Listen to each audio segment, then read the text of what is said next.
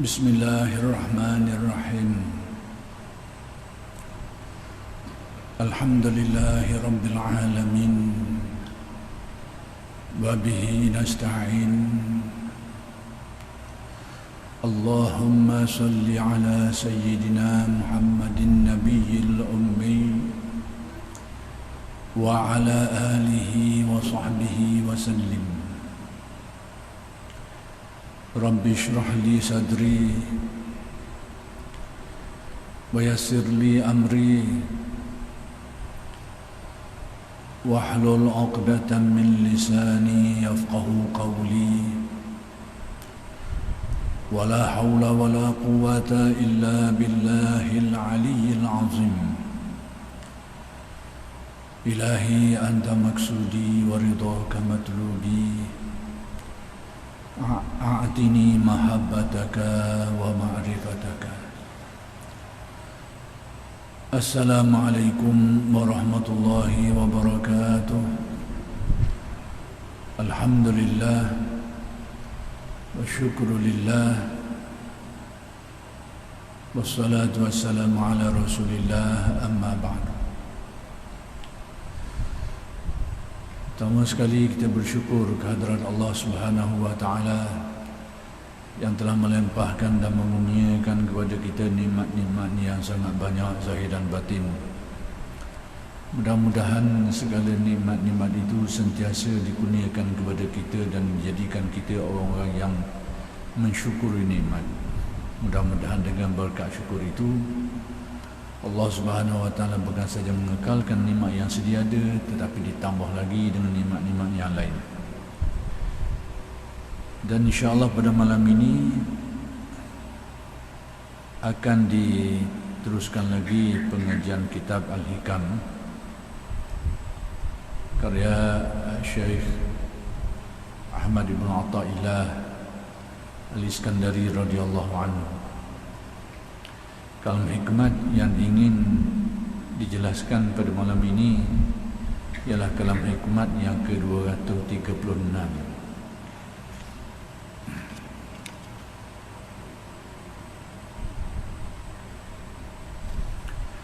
yaitu kata-kata Syekh Ibn Atha,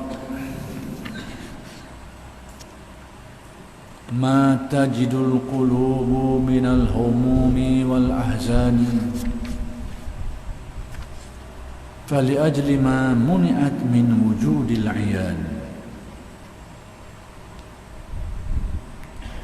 Semua yang dirasakan oleh hati, yakni perasaan atau pikiran, dari berbagai macam kerisauan,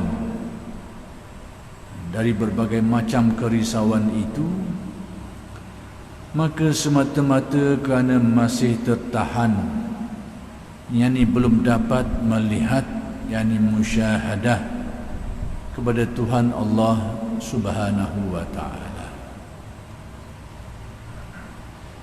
Jadi menerusi kalam hikmat Syekh Ibn Atha yang ke-236 ini, Syekh Ibn Atha nak beritahu pertama sekali tentang ehwal yang dialami oleh qalbu, hati kita ni, iaitu ehwal yang agak negatif, humum, sedih, duka cita, kesedihan, duka cita dan sebagainya lah, perasaan-perasaan negatif. Maka Syekh Ibn Atha nak menjelaskan kepada kita perasaan-perasaan seperti ini dialami rupa-rupanya ada kaitan dengan makrifat, ada kaitan dengan pandangan batin kita, pandangan qalbu kita.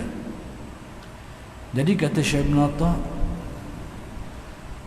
segala kesedihan-kesedihan, kedukecitaan dan sebagainya yang dialami oleh hati manusia ni, yang dirasa oleh manusia ni, punca dia dari sudut pandangan tasawufnya, kerana hati atau qalbu manusia ni terhalang daripada melihat kepada kenyataan kebenaran ketuhanan Allah Subhanahu wa taala. Bukan berarti tidak ada iman, tetapi iman cahaya itu malap, sehingga tidak nampak rahsia-rahsia keagungan Allah. Itulah yang menjadikan kalbu manusia ini sentiasa merasa dirundung malang, bersedih dan macam-macam. Jadi perasaan-perasaan ini, gelisah, sedih dan macam-macam lagi ni, semua tu kata Syekh Ibn Atta, puncanya kerana mata hati tak dapat melihat rahsia keagungan Allah. Dengan erti sekiranya kalbu manusia ini dapat melihat rahsia-rahsia keagungan Allah, perasaan ini tidak akan dirasai. Dengan arti ini bukan perasaan yang mendominasi kalbu dia, hati dia. Berlaku sekali-sekala itu normal lah, tapi bukan menjadi sifat kalbu penuh dengan rasa kesedihan, penuh dengan rasa kedukecitaan dan macam-macam. Menjadi satu sifat bagi kalbu. Hatu tu puncanya kalbu kita ni tak dapat melihat rahsia-rahsia ketuhanan Allah. Itu punca dia. Dengan arti kalau kalbu kita ni Allah Ta'ala jadikan dia dapat melihat rahsia-rahsia ketuhanan Allah ni, maka perasaan ni tak akan timbul dalam hati kita. Kalau timbul pun pada waktu-waktunya, seketika. Kita tak nak kata manusia ni dalam hidup dia memang ada perasaan ni, sedih, duka cita, tapi biarlah munasabah keadaan. Tapi kalau perasaan ni memanjang, sedih semua, boleh katakan kehidupannya penuh dengan kesedihan, penuh dengan kedukaan. Ini puncanya menurut pandangan meraca tasawufnya, kerana dia tidak dapat melihat rahsia-rahsia keagungan Allah. Baik, jadi apa yang disebut di sini iaitu isu melihat. Dalam istilah yang dipakai dalam kalam hikmah ni perkataan iyan. Perkataan lain yang boleh kita guna adalah musyahadah, pandangan mata hati. Dan inilah intipati bagi tasawuf. Itulah kekunci bagi tasawuf. Kalbu kita ni dapat melihat rahsia-rahsia keagungan Allah, bukan melihat hakikat diri dia. Kerana zat Allah bersifat mukhalafah, laisa kamitslihi syai'. Jadi hak tengok tu tengok apa? Tengok kepada makna-makna ketuhanan dia, rahsia-rahsia ketuhanan dia ni. Tengok apa saja je, dia akan, kalbu manusia yang mukmin ini, yang ada keimanan dan keyakinan dia ni, kalau mata hati dia cerah, apa saja yang berlaku tu semuanya tu akan memperlihatkan kepada rahsia ketuhanan pada diri manusia sendiri, pada alam semesta. Jadi hati yang dapat melihat rahsia-rahsia ketuhanan Allah pada alam semesta ni, perkara tu dalam istilah tasawuf orang panggil musyahadah, ataupun dipanggil ayan, dapat tengok dengan mata hati, dengan keyakinan. Jadi perkara-perkara yang ada berkait dengan perkara ni, dia ada, pertama sekali dia ada iman, kemudian dia ada kefahaman tentang ketuhanan Allah, kemudian ada ingatan yang kuat. Itulah yang membentuk pandangan mata hati. Dipercaya kepada Allah, kemudian dia faham tentang sifat-sifat ketuhanan Allah, kemudian dia ingat. Maka gabungan benda inilah yang akan menimbulkan pandangan mata hati, sehingga dia tengok apa saja kenyataan alam semesta ni, semuanya itu menjadi cerminan yang memperlihatkan dia kepada rahsia-rahsia ketuhanan Allah, makna-makna ketuhanan Allah. Dan makna-makna ketuhanan Allah tu ambil mana? Ada dalam Al-Asma'ul Husna. Ada pada sifat 20 hari kita mengaji tu, sifat-sifat Tuhan tu, sifat 20. Tengok secara kasar sikit, ada pada sifat 20. Nak perincikan sikit, ada dalam Al-Asma'ul Husna. Semua itu adalah makna-makna ketuhanan Allah, rahsia-rahsia ketuhanan dia. Jadi orang yang beriman ni, orang yang ada keyakinan dan ada keimanan ni, bila kalbu dia jernih sikit, dia akan nampak rahsia-rahsia ketuhanan Allah. Dan hati yang dapat tengok benda tu akan mendatangkan kegembiraan bagi hati dia, akan mendatangkan kelapangan bagi hatinya. Maka sebab tu Syekh Ibn Atta kata, punca manusia ni banyak sedih, bukan tak ada sedih, banyak sedih, banyak juga cerita, kerana hati kalbunya tak dapat tengok benda tu. Kalau tengok alam semesta, sekadar alam je lah, ragam-ragam alam je lah. Comel pun comel lah, molek-molek lah, hudu-hudu lah, sekadar alam semesta je lah. Tapi tidak menjadi cerminan yang dengannya dia dapat melihat rahsia-rahsia ketuhanan Allah. Jadi hati yang dapat melihat tu, sifat ataupun kelakuan jiwa kita yang dapat melihat rahsia ketuhanan dia tu, maka itu dinamakan sebagai musyahadah. Tinggal lagi tahap musyahadah ni banyak peringkat. Macam lampu jugalah, macam lampu suluh, ada terang lagi. Kalau lampu tu malak sikit, nampak orang tapi tak kenal, tapi tahulah ada orang, nampak bayang ya lampu, tapi ada cahaya. Menyebabkan kita tengok ada orang ramai, tapi tak kenal seorang sebab cahaya tak cukup, tak padam.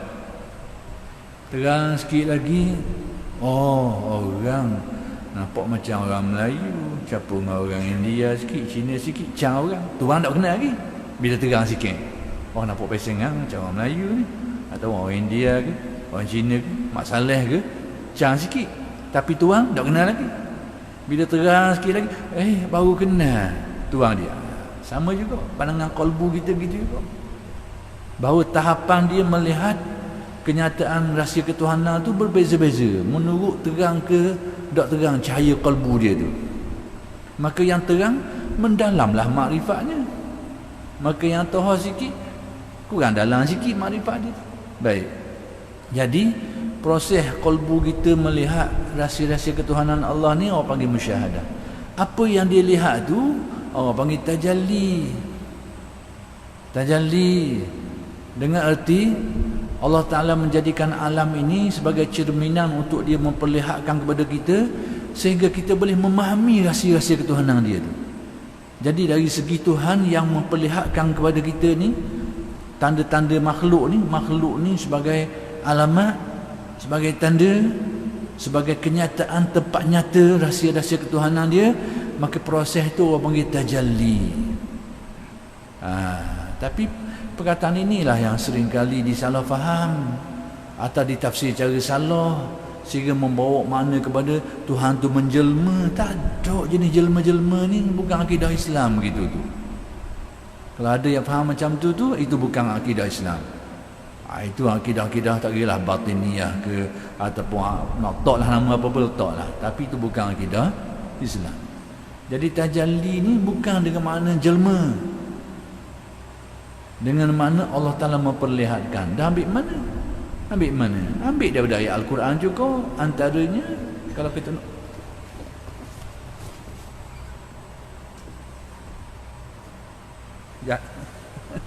geli ada benda.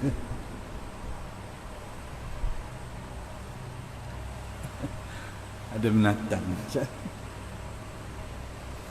geli rasa.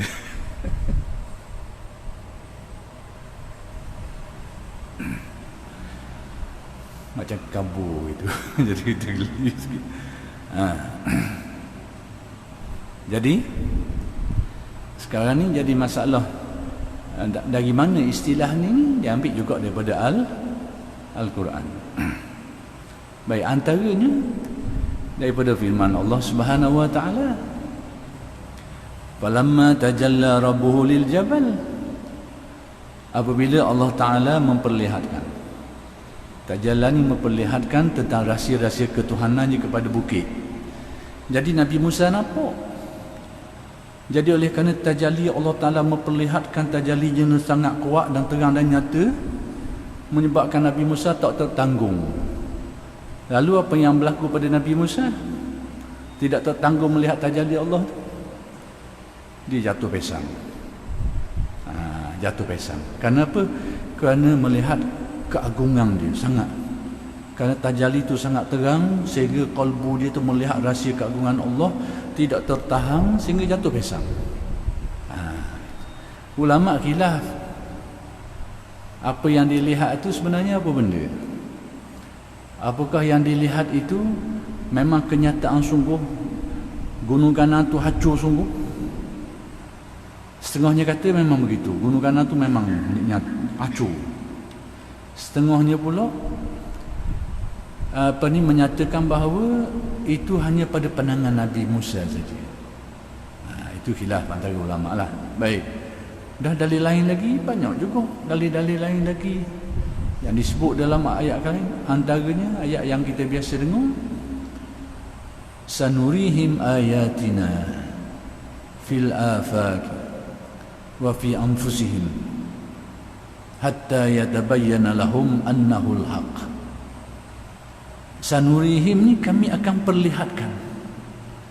Jadi memperlihatkan itu orang panggil tajalli. Allah Ta'ala memperlihatkan, bukan dia jelma, dia memperlihatkan sehingga kita dapat memahami rahsia-rahsia ketuhanan dia. Contoh mudahnya, bukan daripada kita tengok kepada penciptaan alam yang penuh dengan keajaiban ni, memahamkan kita tentang Allah Ta'ala tu maha kuasa dan dia tu maha mengetahui. Tu tajalli.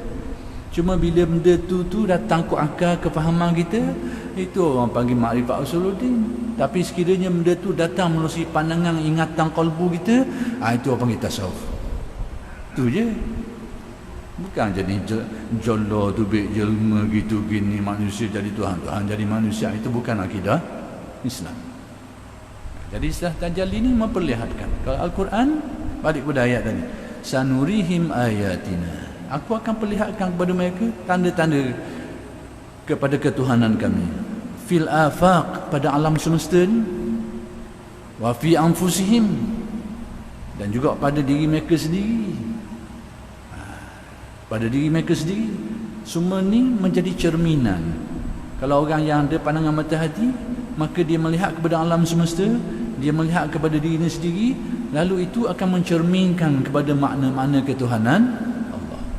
Jadi sesiapa yang tengok pada diri dia, dia tengok kepada alam semesta, lalu memahamkan dia, mengingatkan dia, memperlihatkan kepadanya rahsia ketuhanan Allah, maka itu dinamakan tajalli. Dan orang yang mengalami proses itu dinamakan menerima tajalli daripada Allah.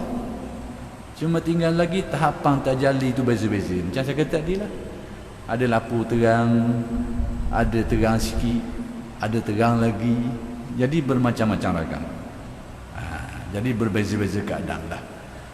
Jadi sekarang Syekh Ibn Atta' nak khabar bahawa bila kalbu manusia ni mungkin kurang cahaya dia, bukan tak ada langsung iman, ada, tapi mungkin kurang cahaya dia, maka pandangan kalbu dia masa tu mungkin tidak kukuh, tak kuat molek, tak terang molek. Jadi bila kalbu dia tak tengok, maka dia tengok alam semesta, taklah dapat dia melihat rahsia-rahsia keagungan Allah. Dia tengok alam semesta je lah. Kalau tengok diri dia je lah. Tidak menjadi cerminan yang memahamkan dia, yang mengingatkan dia, yang menampakkan kepadanya rahsia-rahsia ketuhanan Allah. Mungkin tak sampai situ. Jadi kalau tengok apa kejadian pun, kejadian je lah. Macam bila kita tengok ada kejadian kemalangan, contoh berlaku kemalangan, mati dia. Jadi, siapa dia, sebab dia, begitu je lah. Tapi kalau dia dapat tajalli, Allah, kenyataan Allah telah mematikan dia. Allah telah mentakdirkan kita. Tengok je, memahamkan terus bahawa ini takdir dia, berlaku depan mata. Orang ini telah dimatikan Allah. Jadi nampak semua tu cerminan yang memperlihatkan makna ketuhanan Allah. Jadi orang yang mengalami keadaan itu orang panggil orang yang mendapat tajalli. Dan semua itu berlaku bila kalbunya itu jernih hidup. Jadi Syekh Ibn Atta' nak kaitkan benda ni dengan perasaan kita. Jadi perasaan sedih kita, duka citanya, puncanya kerana tak ada benda tu. Ada. Maka kalbu kita penuhlah dengan kesedihan, penuhlah dengan ketakutan, penuhlah dengan kebimbangan dan macam-macam lagi lah. Jadi kalau sedih berlaku kadang-kadang waktunya, itu normal lah. Tapi kalau perasaan itu mendominasi kita, menjadi perasaan yang memang sifat bagi kalbu kita, itu alamat, kata Syekh, bahawa kalbu kita ni memang tak dapat melihat rahsia-rahsia ketuhanan dia. Jadi yang menjadi kekunci kepada kalbu kita ni, yang menjadi kunci kalbu kita ni dapat tengok rahsia-rahsia ketuhanan Allah Ta'ala ni, iaitu adanya nur hidayat Allah lah. Bila nur hidayat Allah Ta'ala ni datang, Allah Ta'ala kurnia ke dalam hati kita ni, maka hati kita itu, keimanan kita itu jadi terang. Maka nampaklah bila tengok segala alam tu, maka terpantullah, tercerminlah rahsia-rahsia ketuhanan Allah. Itu sebenarnya. Jadi itulah yang akan menjadikan kalbu manusia ni tidak lagi akan dikuasai oleh sifat-sifat yang agak negatif tadilah, penuh dengan kesedihan, penuh dengan kedukecitaan.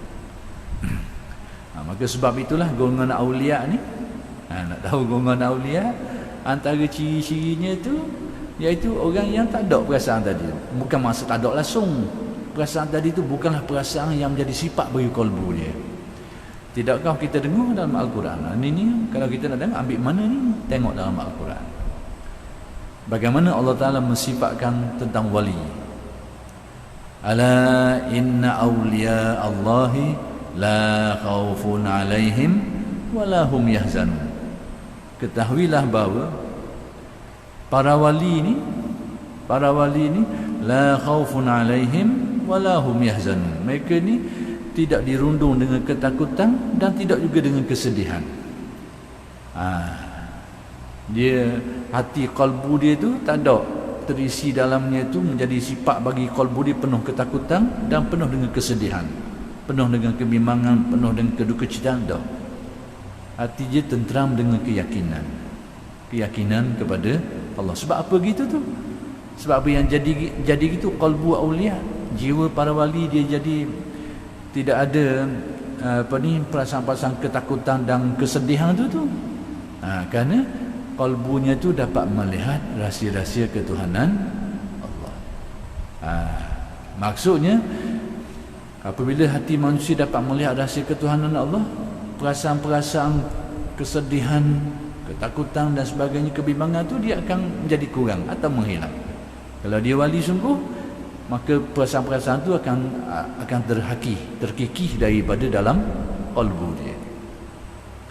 Jadi yang menjadikan kalbu manusia semacam tu kena ada nur hidayah Allah.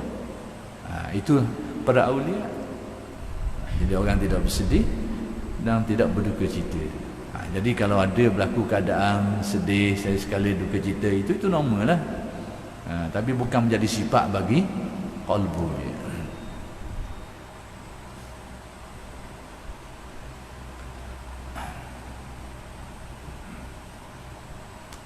Baik. Firman Allah menceritakan ketika Abu Bakar As-Siddiq radhiyallahu anhu bersama Rasulullah di Gua Sur. Tengok, perhatikan apa yang disebut oleh Syekh Ibn Atta' ni. Syekh Ibn Atta' apa yang nak disampaikan oleh beliau ni, dia datangkan dengan suatu kisah yang berkaitan dengan Abu Bakar As-Siddiq, dan kejadian ini berlaku di Gua Sur ketika berhijrah.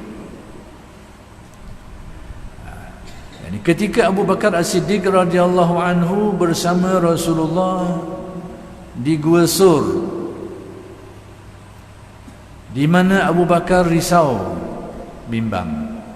Jadi Sayyidina Abu Bakar ni dia ada kebimbangan dan sedih hati.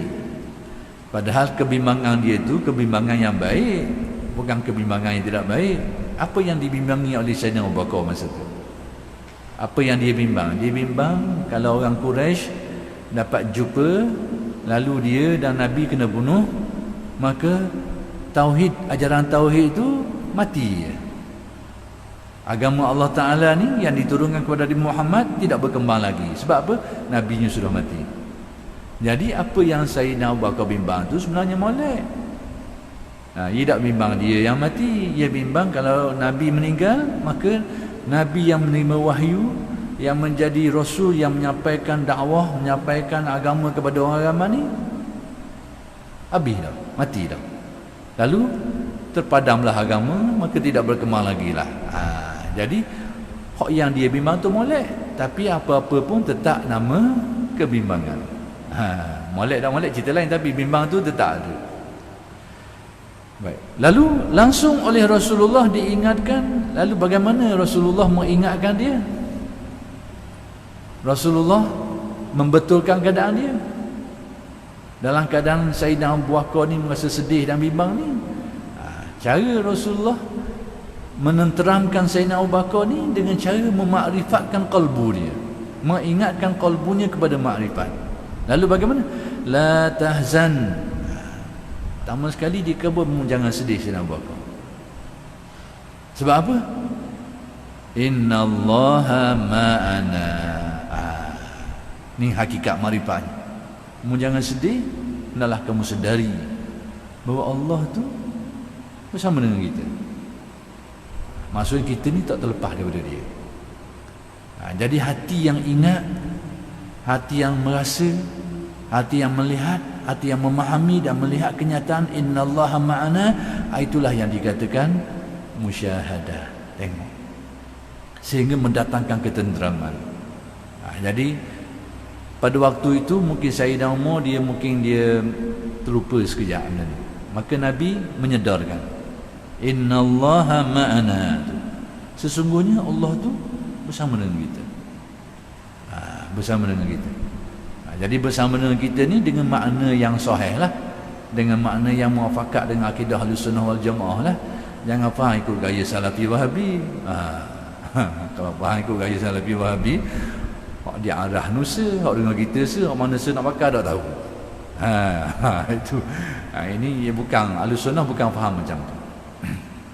Jadi innallaha ma'ana tu, Allah bersama dengan kita tu dengan erti kita ni hendaklah kita sedari, hendaklah kita fahami, hendaklah kita yakini dan rasakan bahawa hakikat sebenar kita ni tidak pernah terlepas daripada taklukan sifat-sifat Allah. Biar timbul dalam hati kita tu, Allah Ta'ala berkuasa atas diri kita, melihat segala tentang diri kita ni, tahu segala tentang diri kita ni, berkehendak menentukan segala-gala atas diri kita ni. Bila kita ingat hakikat sebenarnya memang gitu. Hakikat sebenarnya tidak ada satu makhluk pun kecuali semuanya terikat dengan sifat-sifat Allah, tertakluk dengan kudratnya, iradatnya, ilmunya, sama'nya, basarnya. Hakikat sebenarnya. Jadi apabila kalbu kita ni menyedari hakikat tu, faham hakikat tu dan menyedari dan merasainya, itulah yang dikatakan kalbu yang musyahadah, yang tengok, seolahnya dia rasa, seolah hatinya memahami perkara tu dan mengingatinya. Bila kalbu kita ghaflah, lupa, maka itu dikatakan kalbu yang terhijab. Kalbu yang terhijab. Jadi ingatan itulah yang mententeramkan Sayyidina Abu Bakar, yang sebelum tu sedih, bimbang. Jadi Nabi meredakan perasaan dia, menenteramkan dia. Cara macam mana? Iaitu memakrifatkan kalbunya. Innallaha ma'ana. Sedarilah, sedarkan, ingatilah, yakinilah Allah bersama dirimu. Bila perasaan tu tersemak dalam kalbu bahawa kita ni bersama dengan Allah, dengan kita takluk dengan segala sifatnya, bila perkara keyakinan itu tu menjadi satu kefahaman yang mendalam, kemudian menjadi ingatan kita, perasaan kita, itu dinamakan sebagai musyahadah. Hati yang ingat, hati yang merasa, hati yang faham, itu dinamakan kalbu yang musyahadah. Maka dalam kihni ni, ingatan itu, pandangan itu menjadikan kalbu hilang kesedihan dia. Hilang kesedihan dia. Jadi ulama tasawuf mendatangkan kisah ni untuk membenarkan kenyataan Syekh Ibn Atta' tadi tu, bahawa sedih kita ni, duka cita kita ni disebabkan kerana kita tak ada bahagian tu. Tak ada bahagian tu. Hati kita tak ada merasai seperti itu. Tapi bila kalbu kita dapat mencapai hakikat tu, dapat memahaminya, meyakininya, mengingatinya dan merasainya, pada waktu itu kesedihan-kesedihan dan kedukecitaan semuanya akan terhakis, akan terkikis, akan keluar daripada kalbu kita. Jadi sebenarnya inilah obat untuk kita ni mencari kekuatan kalbu. Kekuatan kalbu kita, hati kita ni, inilah obat dia, iaitu menanamkan makrifat ke dalam hati. Itulah yang menjadikan hati kita ni tidak terpengaruh atau tidak dipengaruhi, tidak dikuasai, tidak tidak terpengaruh dan dipengaruhi oleh perkara-perkara yang akan menduka citakan, menyedihkan dan sebagainya. Jadi kunci dia duduk pada makrifat yang tarafnya itu dikira sebagai semacam melihat. Melihat Allah Subhanahu wa taala.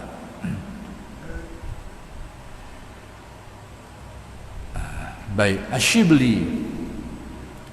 Asyibli berkata, sesiapa yang benar-benar mengenal Allah tidak akan risau atau berduka cita untuk selama-lamanya. Jadi Syibli ni dia merupakan seorang ulama tasawuf yang kisah hidup dia tu bermula dengan kemewahan lah, Syibli. Tapi mungkin kerana kehidupan yang dia alami itu menyedarkan dia, akhir sekali dia menghayati jalan tasawuf. Dia ni seorang yang berjawatan, berkedudukan tinggi dalam kerajaan pemerintahan pada masa itu. Kisah dia sedar mudahnya Syibli ni. Peristiwa yang menjadikan dia dapat kesedaran, yang dengan kesedaran itulah dia mula mendekatkan diri dia kepada Allah. Jadi kisah hidup dia tu sangat, kisah simple sangat je. Kisahnya masa dia dengan kawan-kawan dia nak pergi terima pingat. Nak terima pingat daripada penguasa. Zaman dulu pingat dia beri dalam bentuk lain lah, beri dalam bentuk jubah kebesaran. Jadi Syibli ni dengan kawan dia ni antara orang yang akan mendapat pemberian perakuan sebagai penguasa di kawasan tertentu, yang mana perkara itu dilakukan dengan cara diberi jubah sebagai tanda, baju kebesaran lah, sebagai tanda dia ni penguasa di kawasan ni. Jadi apa yang berlaku, satu ketika ni Syibli dengan kawan dia ni, dia tengok cerita kawan dia ni tak menerima jubah kebesaran daripada khalifah masa tu. Tiba-tiba dia ni bersin dan mengeluarkan hingu. Jadi jubah duduk tangan. Jubah duduk tangan.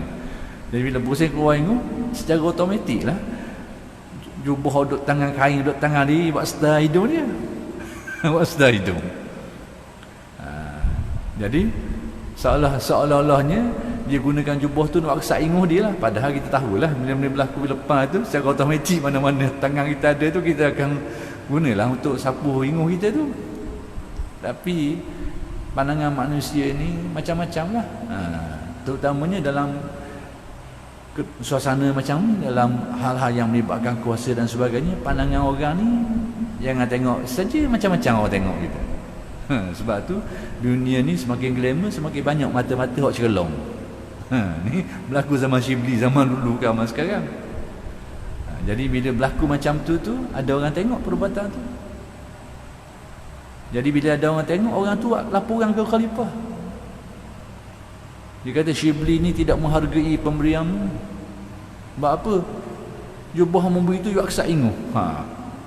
Kejadian betul sungguh. Memang ia buat setar sungguh. Tapi apakah berarti dia nak menghina pemberian? Tak juga. Tapi lapor orang-orang ni. Ni bahaya.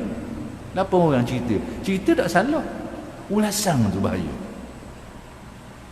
Ini bahaya. Fitnah bagi kau ni. Kadang-kadang kejadian tu jadi sungguh. Tapi ulasan itulah yang membawa fitnah yang berat. Ini berbahaya. Dan banyak orang kena. Sebab tu fitnah ni bisa. Asyaddu minal qatli. Dia lebih berat daripada membunuh. Sebab apa? Kalau orang kena bunuh, ia sakit sekali, ia mati. Kalau dia fitnah orang kena fitnah tu, air dia tanggung tu berpanjangnya.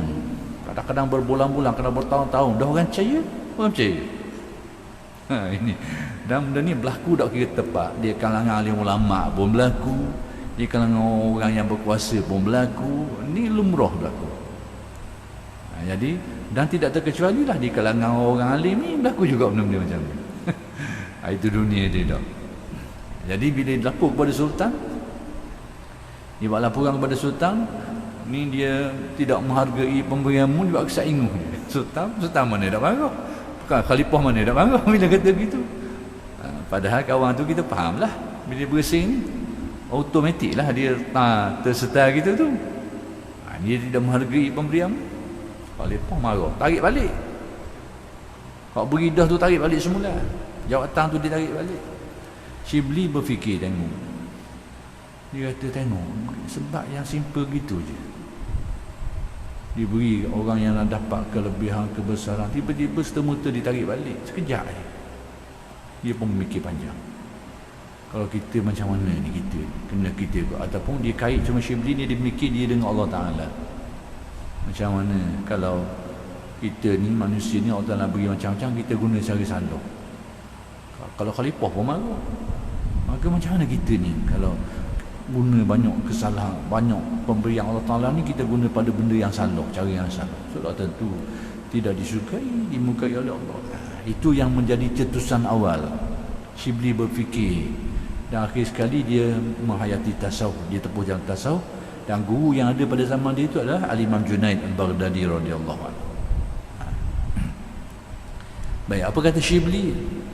Syibli berkata, siapa yang benar-benar mengenal Allah tidak akan risau atau berduka cita untuk selama-lamanya. Dengan erti, kalau kalbu manusia ni ada pandangan makrifatnya tu, insya-Allah kalbunya itu tidak bersifat dengan sifat yang bersedih. Maksudnya kalau sedih berlaku dalam pada keadaan-keadaan tertentu, itu normalnya. Tapi kalau menjadi sifat kalbu kita penuh dengan kesedihan, penuh dengan kedukaan, itu bukan sifat dia. Kalau kalbunya itu ada pandangan makrifat untuk selama-lamanya, kata Syibli. Baik, firman Allah Ta'ala yang bermaksud, ini ayat yang saya baca tadi tu, ingatlah sesungguhnya para wali Allah itu tidak merasa takut dan tidak merasa duka cita. Jadi para wali ni, antara ciri dia tak ada perasaan ketakutan dan kesedihan dan duka cita ni, gundah gulana ni, sedih dan duka cita, tak ada. Sebab apa? Kerana kalbunya itu, iman dia itu, tauhid dia itu mencapai darjah melihat rahsia-rahsia ketuhanan Allah pada waktu melihat kepada kenyataan alam semesta ni. Itu yang nak diberitahu oleh Syekh Ibn Atta. Jadi pedoman yang Syekh Ibn Atta nak kabur kita melalui kalam hikmah ni, kalau kita nak menghilangkan kesedihan, inilah laluan dia, inilah cara dia. Yang ni, ingatlah kepada Allah dengan ingatan yang banyak, yang sampai ke tahap kalbu kita tu terang, sehingga dapat melihatlah rahsia-rahsia keagungan dia tu. Bila kita melihat alam semesta, pada waktu tu kesedihan, kedukecitaan, gundah gulana dan sebagainya akan terbuang, akan terbuang dari dalam hati. Tapi orang kita kadang-kadang mungkin tak banyak tahu rahsia ni. Jadi cara orang kita hilang kesedihan macam-macam lah. Bagi melacung situ, melacung sini, ada juga bagi rehat sini. Cara masing-masing punya cara lah. Tapi kaedah tasawufnya itu cara ni, cara memakrifatkan kalbu, yang mana bila kalbu kita dapat menghayati makrifat ni, maka akan terbuanglah kesedihannya.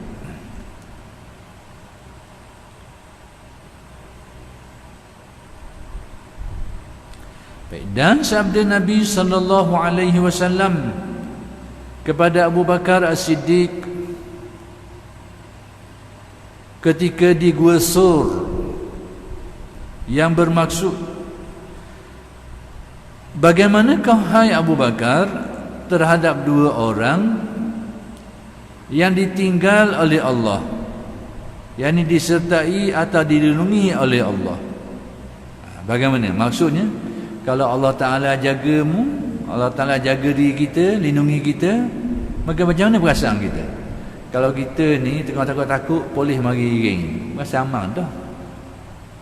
Polis yang mari, bukan orang lain. Ataupun kawan lah mari, tengah-tengah kita takut duduk seorang ni, ada kawan mari teman seorang, lega dah rasa. Rasa aman, nyaman sikit, selamat, berasa dah selamat sikit. Lalu bagaimana orang tu dijaga dan dilindungi oleh Allah. Berarti lebih-lebih aman lagi lah.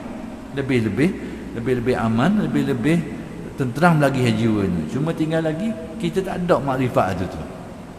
Kalau orang senang kita nampak. Ada orang seorang, rasa ada orang, selamat sikit berasa. Sebab nampak depan mata. Tapi Allah Ta'ala yang jaga ni, benda tak nampak depan mata. Tapi kalau kalbu kita tu jernih, bermakrifat, maka kalbu kita akan nampak hakikat tu. Pada waktu itu sudah tentu lebih tenteram lagi lah. Lebih tenteram dan lebih tenang lagi. InsyaAllah. Jadi kesimpulan yang dapat kita buat daripada kalam hikmat Syekh Ibn Atta yang ke-236 ni, iaitu obat bagi kesedihan hati ialah ingat kepada Allah dengan ingatan yang membuahkan makrifat di dalam hati. Dan itulah yang akan mendatangkan kebahagiaan, itulah yang mendatangkan ketenteraman. Dan apabila kalbu kita ni, ketenteraman dia itu, kebahagiaan dia itu menjadi kukuh, maka itulah jiwa para wali. Jiwa para wali ni, kerana makrifat dia itulah yang mendatangkan keyakinan yang terbuang daripadanya kesedihan dan juga kebimbangan dan segala macam yang sifat-sifat yang kita sebut sifat-sifat yang mendukacitakan kita itu. Itu antara ciri-ciri kewalian.